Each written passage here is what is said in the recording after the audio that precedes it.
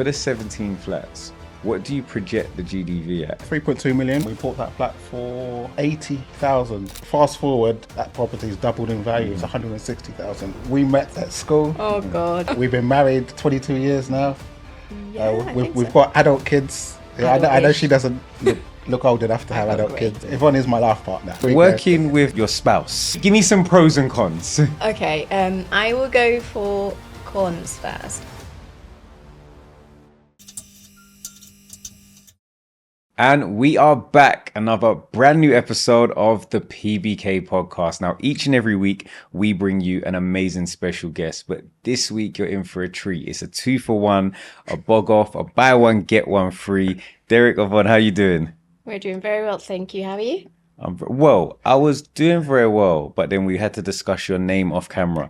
And I feel like Yvonne led with a Y. Yeah. It's not fair for us dyslexics. Well, it's okay because I'm also dyslexic, so it's fine.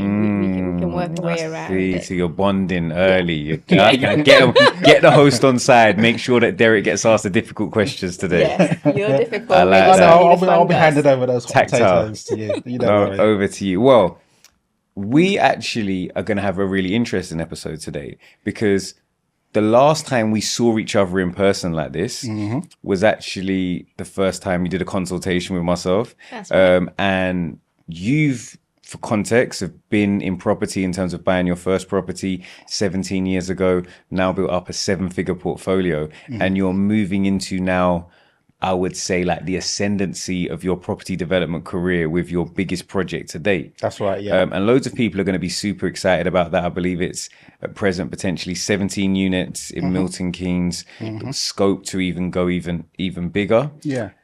And I think a lot of people see things like this on Instagram. They see, here's the keys to my brand new 10 brand new houses, 15 flats, 2 flats, whatever the case may be. But they don't see the work that goes underneath the iceberg that's visible. Absolutely. So talk to me about why you even bought your first property. Right, let you start. Yeah. Well, first, actually, let me say thank you for letting us come on board, come on the show. By the way, sorry, side note to this. People can come on the podcast. Like a lot of the time, like when I'm like, yo, looking for some podcast guests, people message me and be like, one day, bro, I'm going to come on. And I'm like, no, come on now. Like, because whether or not it's a story about the person with a £20 million property portfolio, or it's a story about the person who was £5,000 in debt and has now got themselves out of debt and have their first 2 rent-to-rents and want to tell their story. Yeah. The importance is there's value everywhere, and there's so many people at different stages that it's almost a crime not to tell your success and what you've learned from it, because it can help so many different people in different stages of their lives. Yeah. So, and sometimes the journey is more important than the success sometimes. The journey is incredible. It's fun. there's no real such thing, I think, when it comes to life as the destination. Because as soon as you get there, you pivot, you move, you change what your priorities are, what your goals are. So you do have to really, really enjoy the journey, I think. Yeah. So talk to me. Tell me, first property, 17 years ago, where was it? Why did you buy it? I would probably put it down to a particular book that I read when I was 16. And that book was Rich Dad, Poor Dad by Robert Kiyosaki. And that book was really just all about the mindset of money and sort of how the rich think differently to everyone else. And that sort of the aim, in order to sort of build generational wealth that you can pass on to your children, you're going to need to buy income producing assets. So we always knew we wanted to get into property. But we didn't always have the means. So we sort of just had to sort of look around what we had and make the most of it. And so, our first step into property ownership was actually alongside my mum. I grew up in a council estate in Wembley, but my mum was sort of clever enough to have bought her place. And we started off, in order to buy us a family home, we bought a place with mum. And then started renting out mum's house, and that's how we started. We kind of just made a decision to move in together with our extended family, Derek's mum, and be able to release some money to get onto the property ladder. And I think when you look at like different cross sections of societies, there's definitely a lot of different cultural norms. And when we see how well some of the South Asian communities, particularly India and Pakistani, have done, a lot of the time it's comes from a place of working together collectively, buying as siblings, buying as multi-generational, actually staying at home earlier. We look for a longer period of time to allow people to amass savings. And it's like, right, it's your turn first, then your turn, then your turn, rather than, I guess, more of a, I've just got to look good rather than do or good go mentality. individualism all the time. We need to learn to kind of come together, even if it's just a family unit to start with, and work together as a community more. Yeah. Definitely. So that was your first, and whereabouts was that? In Wembley? So that was Wembley. So we moved to Hertfordshire. That's where we bought a house. And yeah, we started renting out that house in Wembley as a 3-bed terrace house. So we were renting out to families.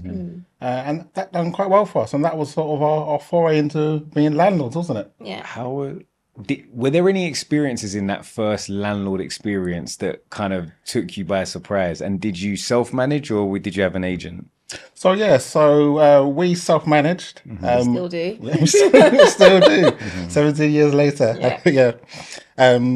We done that basically because when you're starting off early, growing your business, you need to sort of retain as much funds as you can and reinvest. Yeah. And so yeah, that's why we're talking self-management. And we did that alongside our full-time jobs as well. Full-time jobs, very young children as well. So we were married young, had children young, and kind of trying to do all of it together as we got on, so to say. Yeah. And I think that when I look at people, you know, that it could be very easy to have a kind of like, you know, there's other things going on. The kids are the priority. My career is the priority. You know, property is going to come later down the line. But, you know, one of the most common adages in property was when was the best time to buy? And it's always yesterday. And if not yesterday. I'm laughing. I literally said that to Yvonne this morning. It's the case. Like, you know, the prices realistically don't get in mass recessions. There might be some little peaks and troughs. But generally speaking, they only go one way. I guess for somebody who's maybe, you know, struggling to sort of save for their deposit or make things work financially, are there any advice that you would have for somebody who's sort of starting out? That's a good question. I think you just have to go with what positive things you do have. And like we touched on, working together. So working with family, siblings, and using what support you've got around you, really. Look, work-wise, I think a lot of people now, you know, want to be the CEO. They want to be, you know, they want to sit in the C-suite of their own business. They want director on their business card. You know, you guys collectively remained in employment for a while. Like, how important do you think actually having a full-time vocation has been to you being successful property investors? I think you needed to fund this the property portfolio that we wanted to build. So it's quite important for you not to give that up too soon. For us, I have been recently able to give up my full-time employment just so that I can tack in a bit more. But you can't lie to yourself. You have to have a steady income coming in order to build this portfolio that you want to. So you have to be willing to kind of just do both at the same time, kind of do 9 to 5 for someone and then kind of 5 to the next day for yourself, so to say, if that makes sense. Yeah, and I was just going to come in there and say that, you know, lenders like a steady income. So it definitely helps when you're starting off that you do have that income coming in for them to look at and lend against, and you're able to support yourself, whether your property business does well or not in the beginning stage. Definitely. Look, and we're going to get on to, like, you know, where you are now with property, but just so people kind of understand the journey, give me like a sort of, you know, shortened timeline of, right, so we went from buying this first property multi-generational with mum and moving out of London to then what were your next investments? What other things you've done up until now?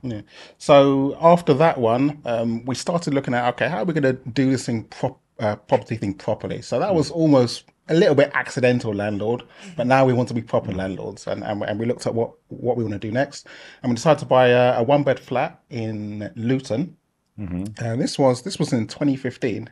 And we bought that flat for, I think it was 80,000. It was 82. 82, okay, just to be precise. I remember having to find all the money. You needed the extra 2. And I remember, just like you just said, when was the best time to buy property? Yesterday. I remember we dithered a little bit And when we started looking, these properties were 60,000. And I remember at the time cursing my luck, saying, "Oh, we did it too long. It's gone up to 80." Yeah.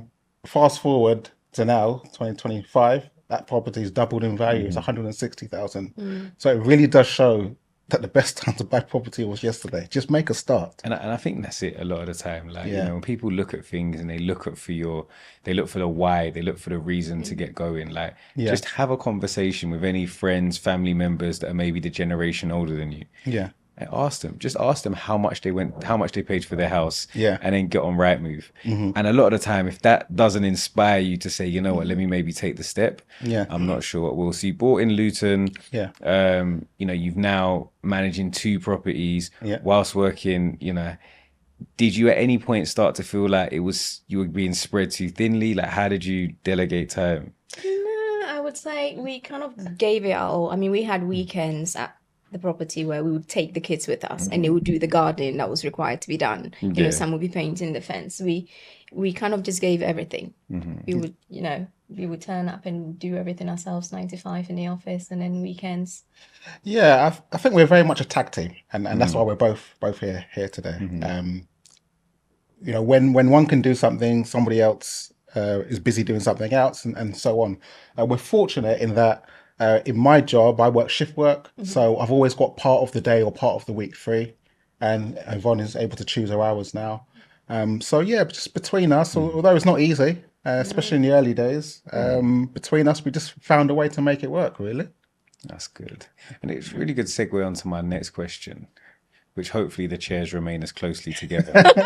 But working with your spouse. Yes. Yvonne, I'm going to ask you this first. Oh, gosh.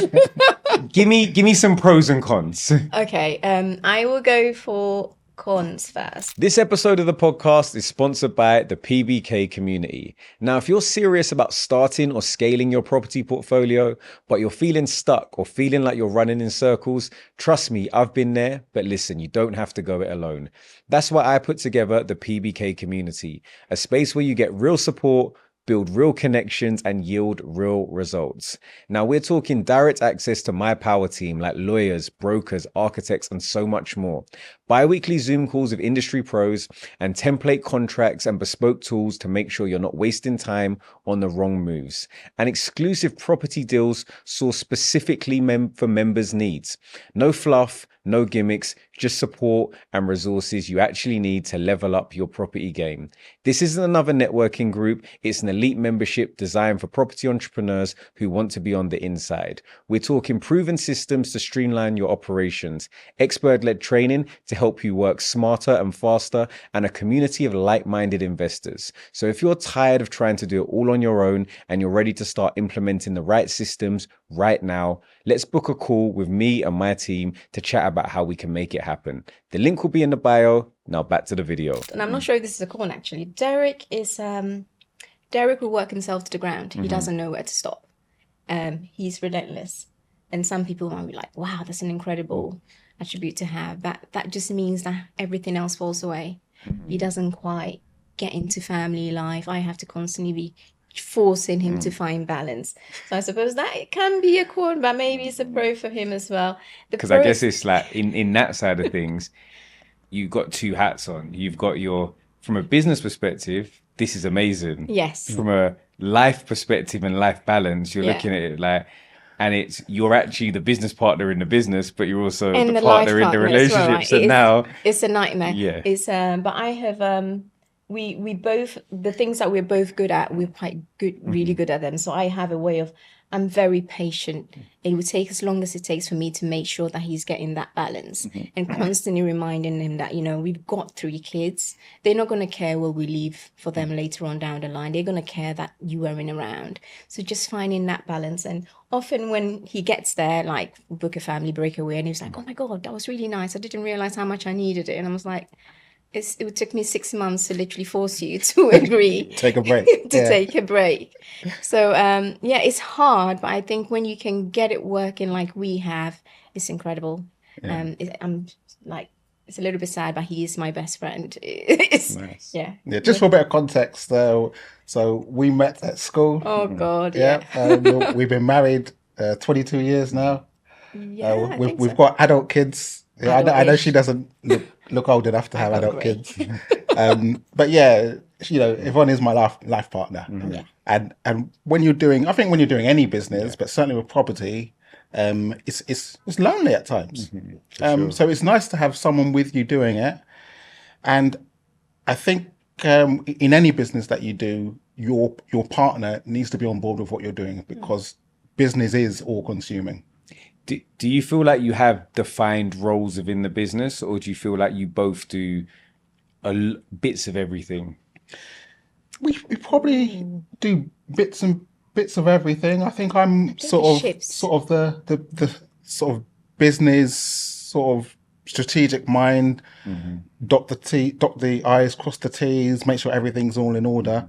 But I come quite to Yvonne. creative. Yeah, Yvonne's more creative, so Yeah. you do sort of the interior design, this sort of stuff. I mean, I can walk in, like we looked at a lot of properties before we bought any of the ones that we got. I can walk in and like, no, we're not getting this. I often can't explain why, but I'm just like, I'm sorry, I don't feel it. We're not getting it. I know it sounds really silly. And then, I mean, the current one that and I'm jumping the gun a bit, but it was literally walking, that's it, we're taking it. But we're not only just taking it, we're going to take that too, which we hadn't planned. Yeah. So yeah, I'm very much the numbers and the spreadsheet guy. Like, this makes sense on paper, For sure. and she's more, no, I can this is see- going to work. yeah. So Someone's you got going to vision. buy this. Yeah, and I this can sort of I thing. can see it. Derek is just one step at a time and get it done perfectly. Yeah. I'm like, yeah, that's fine. So but you're kind I of can more see. the micro side, you're the macro side, and Yeah. kind of blends. It's interesting. The reason I asked the question is I often talk to people about how they choose business partners, and a lot of people choose business partners as friends, and I'm like, why did you do that? know. You didn't even need a business partner. You wanted somebody to hold your hand. Yeah. So I'm always interested to understand like how the dynamics work in business. But it's amazing to see that obviously it's working very successfully for the Hotkey property team. Yeah, I think business and personal partnerships are pretty similar And in life. that I very much believe in the rule of complementary opposites. So what I'm weak in, she's better at.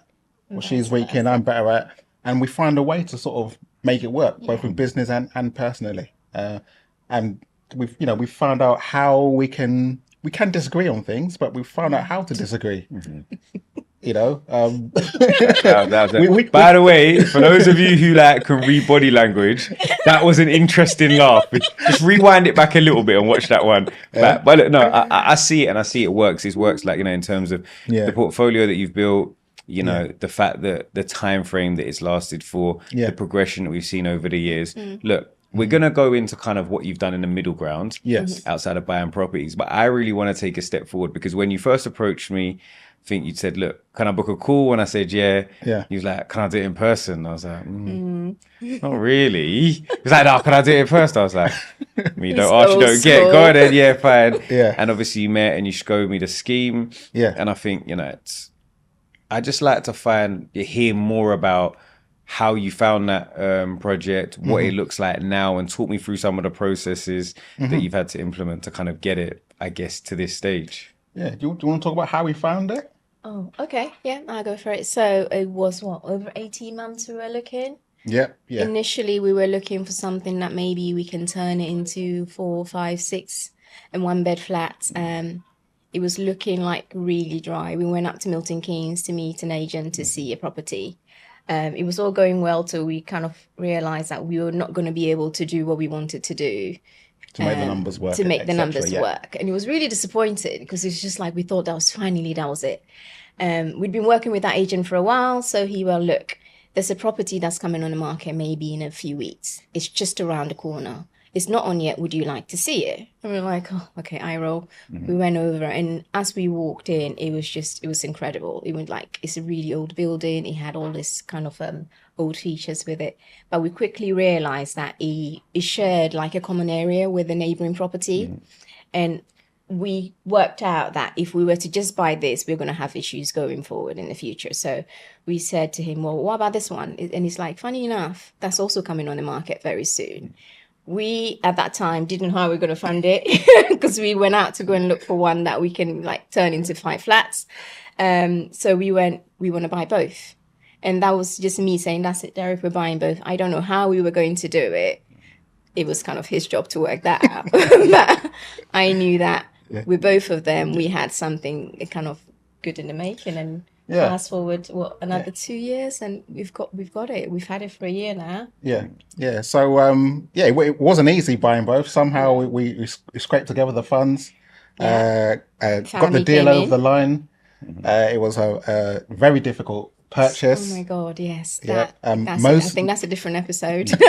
We could do a whole episode on that ourselves. But we just had issues with our solicitor. It's a big, well-known firm, and it just felt like the solicitor didn't want us to buy it, didn't it? Well, it felt like they were working for someone else and not us, and we were paying his invoices that he kept sending. We would take like one step forward and literally 10 back, and that's not an exaggeration. He wasn't working for us. He was finding all the things that just all the reasons not to buy it.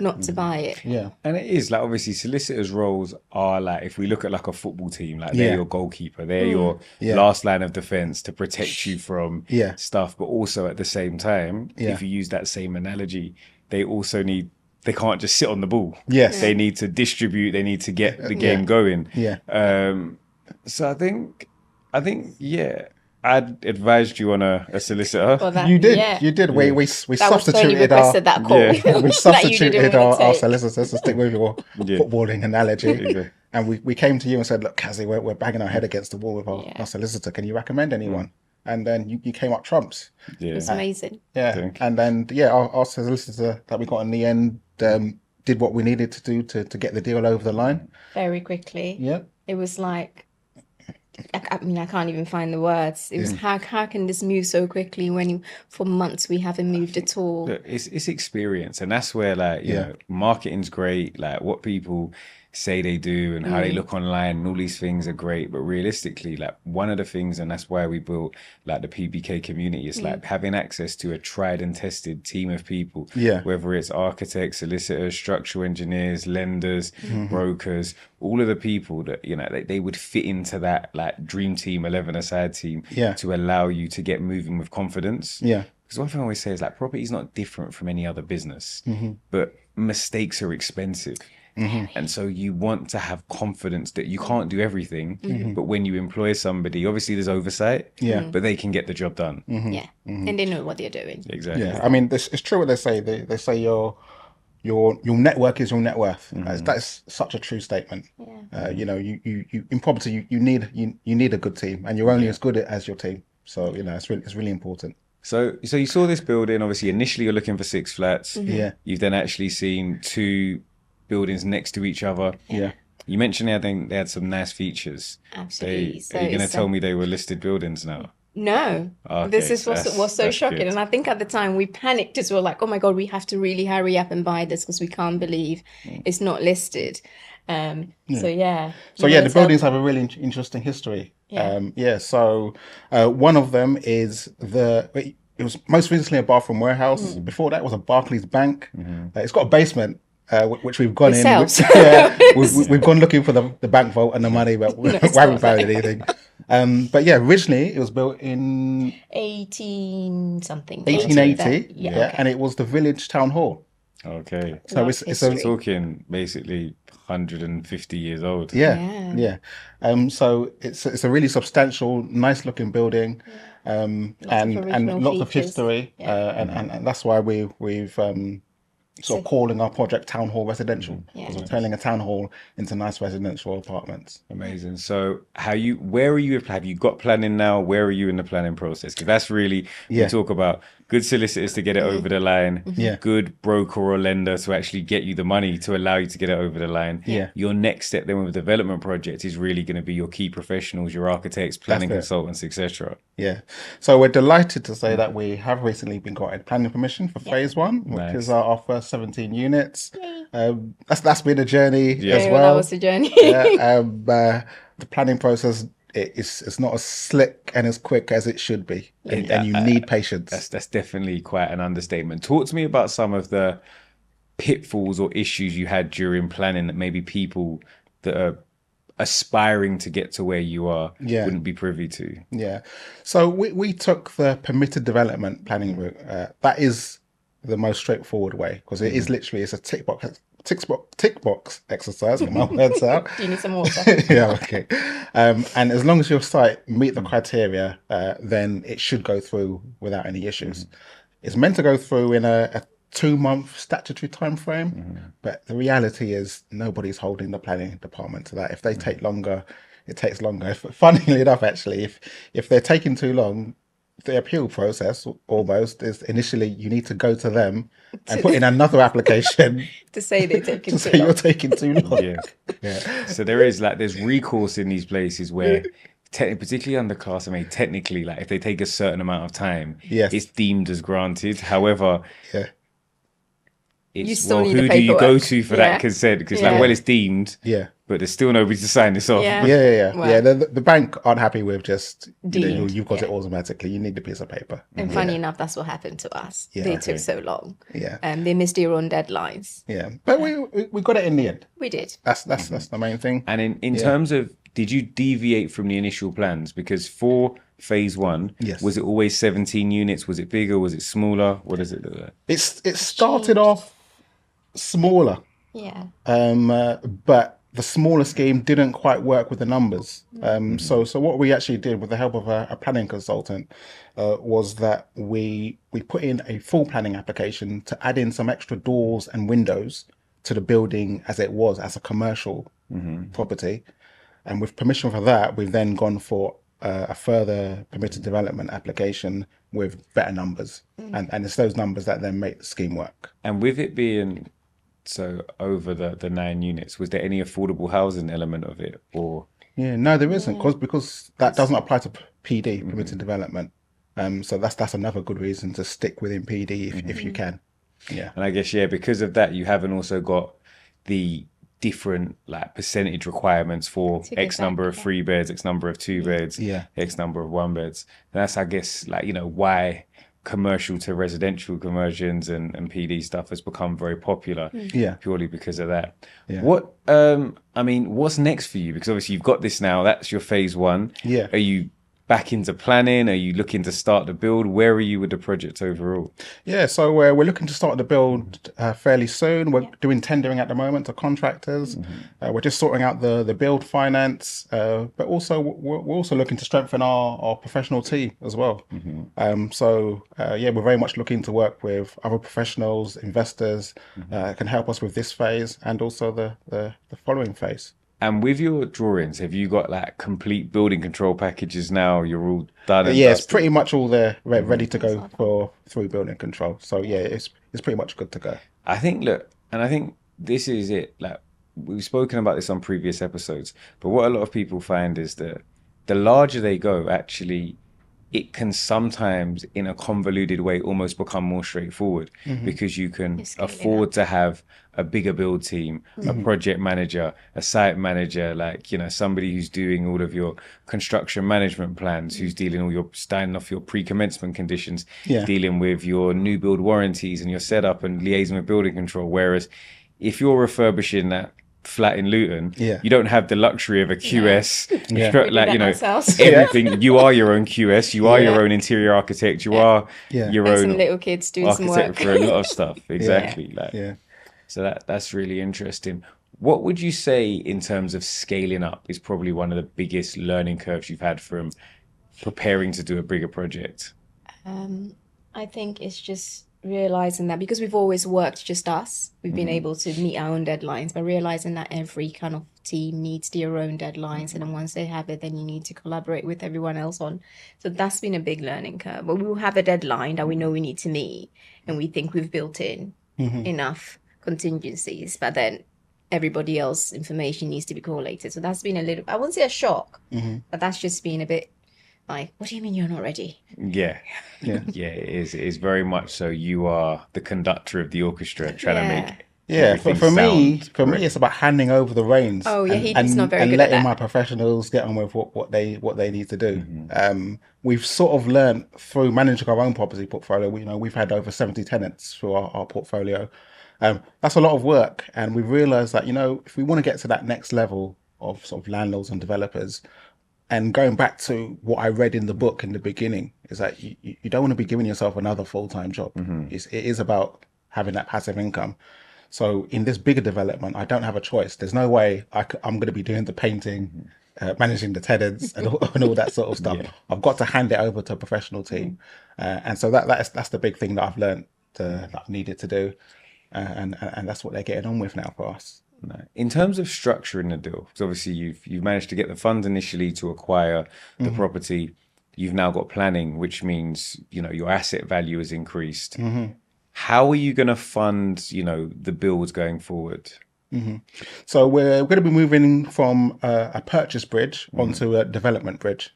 And what they do with that, they look at your scheme, they look at your planning, they look at your numbers. And as long as everything ties up, then they fund 100% of the development costs. And that's based on your GDV that you're getting at the end. So it's really important to sort of buy right, make sure you've got a good scheme. And the thing that sort of really attracted us to this site is the further potential. So there's that initial 17 units. Then it's got a large warehouse at the back, which under full planning, we're hoping we can maybe knock down, put an apartment block with parking, maybe get up to another 18 units there. So there's sort of plenty of potential within the site, which will hopefully mean that we've got no issues moving forward with getting everything together for the build. For sure. And then when you look at what you're planning to do in terms of exit strategy, what's your exit for this project? That's a good question. It is. Yeah. It's changed a bit throughout kind of the time we've had this property, but I think we've settled on. So long. It long sounds term, like it's still to be confirmed. to If be I'm confirmed, reading yeah. between the lines. So long term, we hold our properties because we're looking for that sort of residual monthly income to sort of replace our day jobs. So we would love to hold all of our flats, but you also have to look at the cash flow as well, and you have to make sure that your lenders and investors are paid back. So it might be the case that we do a bit of selling and a bit of renting and refinancing. I think for phase one, we're definitely looking at selling for phase one. And as we move on, because there's so much more potential down the line, phase one is probably going to be selling. We might look at retaining later on down the line. Yeah. I think it's always trying to find that balance. And I think in business as a whole, you need to be dynamic. You need to be able to move based on market requirements. Yeah. And a lot of the time when people are like, right, I'm flipping this, right, I'm refinancing this, I'm like, why? Why don't you see what happens? Why don't you get there and be like, okay, what does the market tell you to do? So those two markets often work in reverse. So when people are struggling to buy, that automatically means they're renting, and that pushes up the rental prices. And then the same as the other way around. When people can buy because money is cheap and people can borrow, there's less people renting. So you do need to sort of move with the market. It just depends on where we are, because there's more macro market forces that, there may be a reintroduction of some similar scheme like Help to Buy. And if Help to Buy comes back and you're within the right parameters, all of a sudden you're getting a 20% uplift on the sales price. So it's almost like it's a no-brainer to sell at that point of time. Yeah. But likewise, they're also talking about there being mortgage wars over the next 12 months where they're likely to see 2 to 3 drops in rates, and rates become a lot more competitive. So again, it may be a case if you look at it and be like, well, if we can secure really good rates and potentially something like maybe a social housing contract for the entire unit, and now, for example, the scheme cash flows amazingly, then you're like, well, it makes sense to keep it. To sell, yeah. But all of these things are you really have to be in a place where you say, look, let me analyze the market for where it is. Yeah. Because the reality is where we are now, Completely. a 17 unit project, it's probably going to be an 18-month build to whether it's to asset stabilization or exit. At that point in time, things would have changed. I mean, we got Trump in the White House right now. It literally changes on a daily basis. That actually happened again. You got to remember, you got Trump in the White House. All we need is Boris Johnson to come back, back in business. Turmoil 101. Oh God. Yeah. So we'll see where we're at when we complete the units. We're learning so much as we're going on as well. So we see where we are.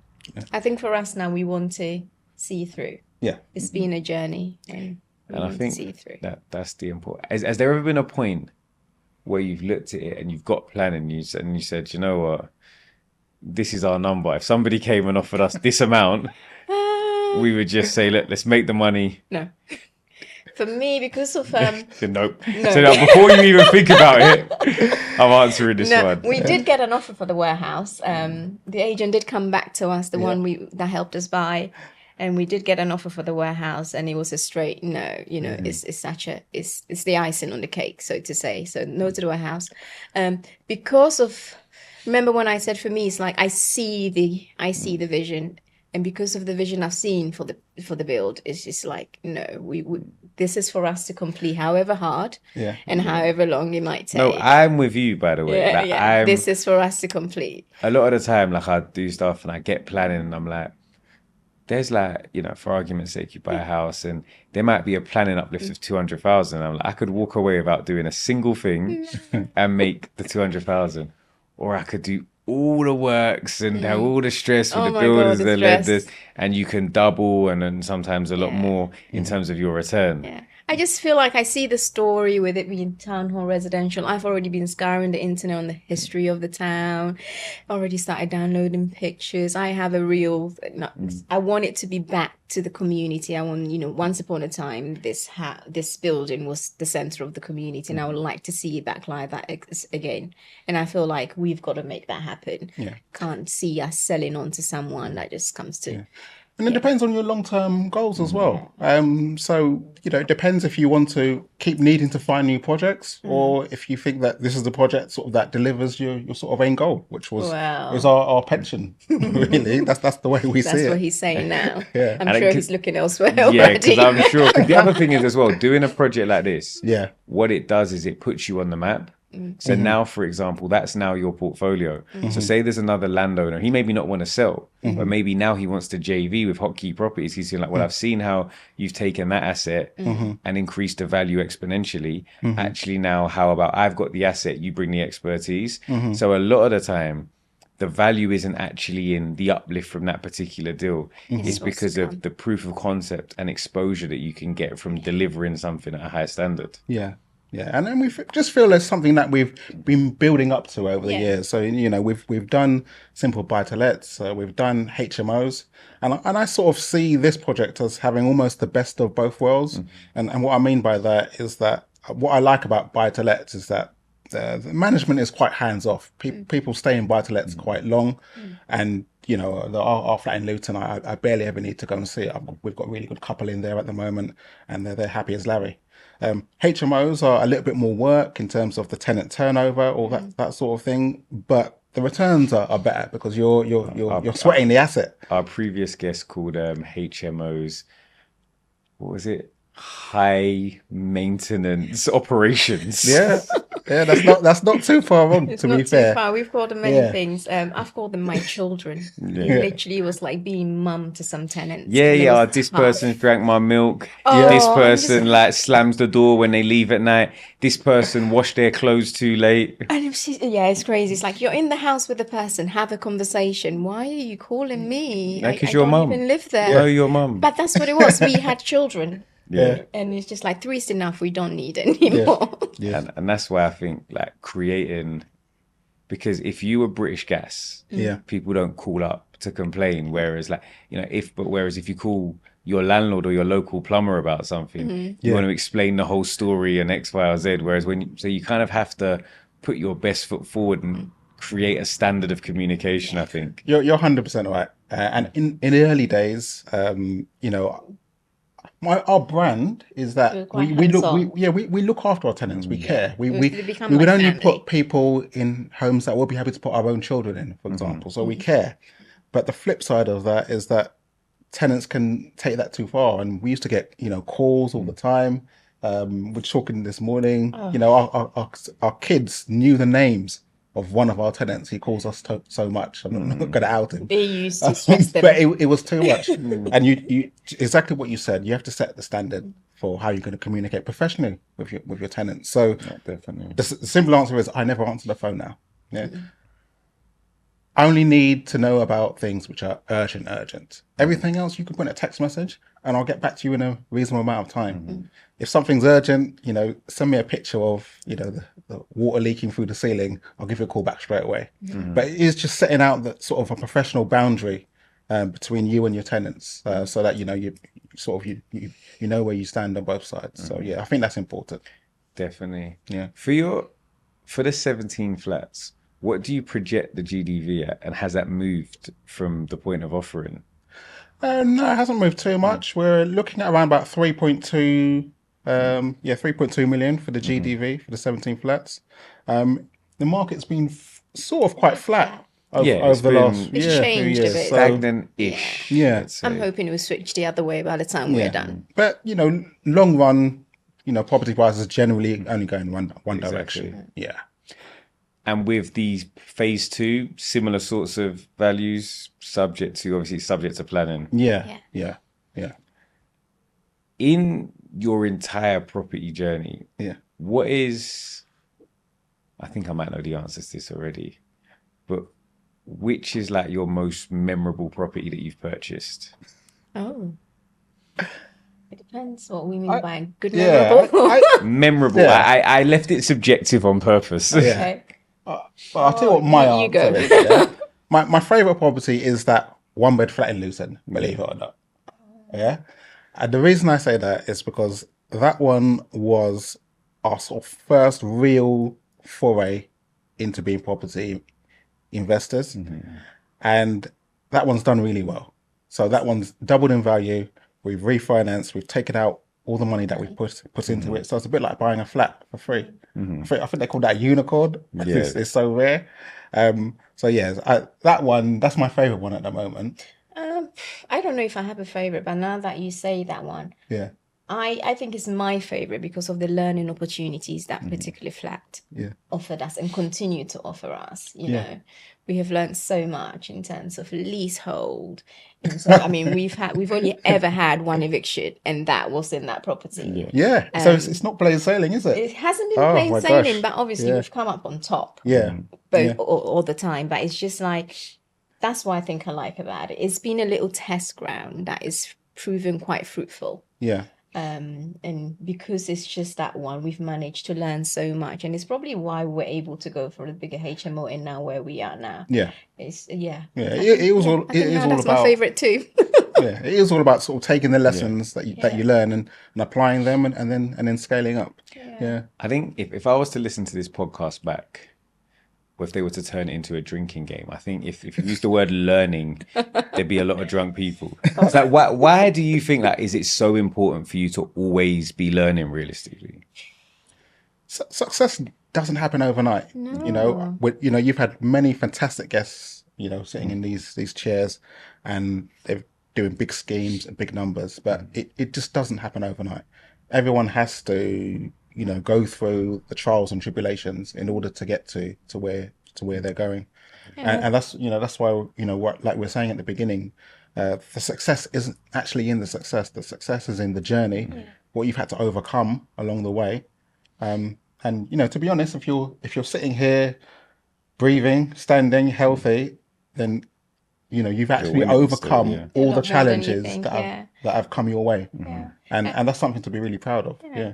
I think it's definitely progress over perfection. Yeah. I like that. There are many ways we could say, oh my God, I wish I did it that way. But we've moved forward, even though we didn't do it perfectly. We've moved forward. So definitely progress. Yeah.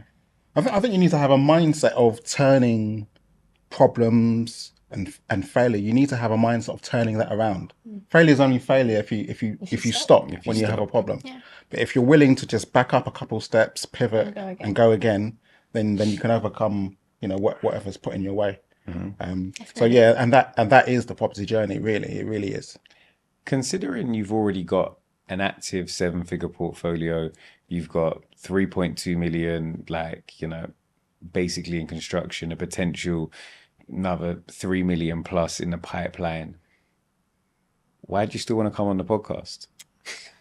I'll let him answer that. I'm going to say there might be a difference of opinion on this one. I've been following your podcast a while. When he was stalking you through me for a very long time. Back when it was Ask Someone Else. Yeah, we was talking about that. That was Because someone asked, like, why did you start the podcast? And I was like, well, I was Yeah. doing this like Instagram live, and I got to a point where I was like, I can't do this every week, like all the time. Like I can never do anything on a Sunday. Like, so I was like, all right, cool. Gonna turn it into an actual podcast, which I enjoy now. It's like my therapy. Yeah, and you've gone past 100 guests. Exactly. Yeah, so Amazing. major congrats Well to that. done. But yeah, I've watched so many of the episodes and been inspired by the people that have come on. And, I thought to myself, I could never be in front of the camera. I could never be talking about the stuff that I've done. It's too intimidating. And then I realized, something, those people inspired me to sort of get to where I've got to.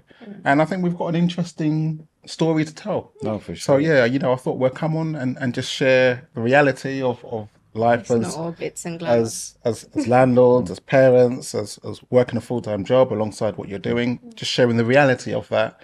And just sharing with people that you can really achieve your goals in property long term if you stick at it. No, What for is it sure. that you called our journey? Get rich slow. Get it slow. Yeah. I often do the only fools and horses. Like when I'm like, I might be talking to my dad or something, and I'll be like, "Don't worry, Rodney. Next year we'll be millionaires." Which I always enjoy. That I like that growing up, and I think it's a good sentiment. Just remind you that it doesn't matter where you are. You can be happy where you are, but it's not a bad thing to be aspirational. Look, while we've got you here, I think call to actions are important. Closed mouths don't get fed. So first question for you is, what is one thing in your business, in life, whether you currently need? It could be a good painter. It could be, anything that you think, this is somewhere we might need this. Yeah. So we're tendering to contractors at the moment. So if you're a contractor that thinks you can help with our build, we'd very much like to hear from you. And we're also raising finance for the build. So if you're an investor that wants to invest in an up and coming project and looking for a healthy return, then we'd love to hear from you. It's good stuff. And if people want to connect with you, where can they find you? How can they get in touch? Okay, so we are on Instagram and YouTube at Hotkey Property, and also I'm on YouTube. On LinkedIn, Derek Brown, Hotkey Property. Amazing. Well, I really appreciate having you on. I'm sure all the viewers do. That has been another episode of the PBK podcast. If you haven't already, make sure you like this video. If you've got any questions for myself or my guest, then let us know in the comment section. And as always, make sure you subscribe so we can get bigger, better guests every week to improve your property knowledge. Peace.